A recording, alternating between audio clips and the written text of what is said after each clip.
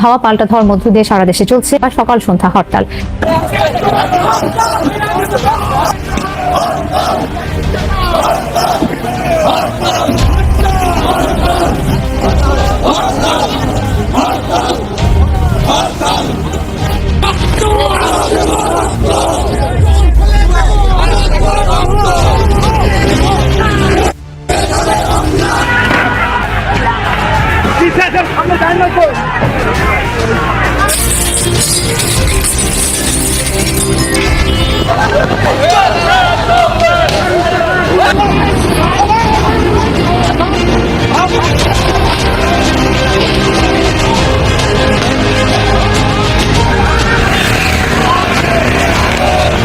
যতগুলি হোক আমরা রাজপথ ছাড়বো না, আমরা এই স্বৈরাচারী সরকারের পতন করব। বিভিন্ন জায়গায় বিশৃঙ্খল ভাবে তারা পিকেটিং করার চেষ্টা করছে, আমরা কাজ করে যাচ্ছি। ভাই রে ভাই, একেই বলে ছাত্রলীগ ও আওয়ামী লীগের সাহস।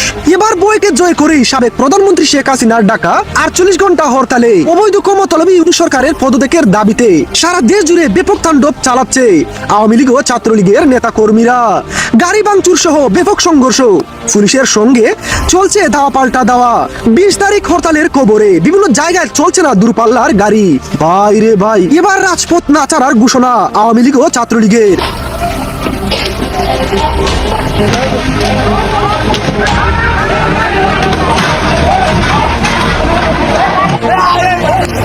পুলিশ দবায় দবায় কেসে লিখছে।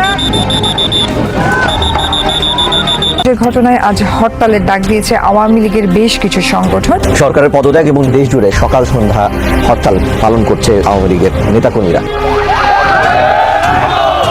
সিলেট মহানগরীতে হরতালের সমর্থনে মিছিল বের হলে পুলিশ তাতে বাধা দেয়।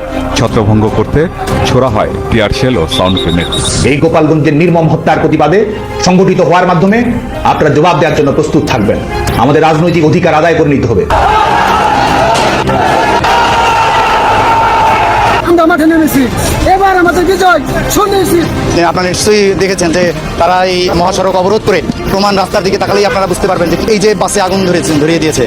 এবার গোপালগঞ্জের নারকীয় গণহত্যার প্রতিবাদে দেশ জুড়ে সকাল সন্ধ্যা হরতাল ঘোষণা করেছে আওয়ামী লীগ, যার প্রেক্ষিতে গত রাত থেকেই হরতালের রেশ দেখা গেছে রাজধানীতে। একটি বাসে আগুন দেওয়া সহ বিভিন্ন স্থানের রাস্তাঘাট অবরোধ করেছে তারা। এমনকি সকালে হরতাল সমর্থনে মিছিল বের করলে সংঘর্ষ বাধে আওয়ামী লীগ ও পুলিশের মধ্যে। আমরা অনেককেই খুঁজছি, তদন্তের ভিত্তিতে প্রমাণের ভিত্তিতে আমরা আরো গ্রেপ্তার করব। হরতালে রাজধানীতে বিপুল সংখ্যক পুলিশ, র্যাব ও কয়েক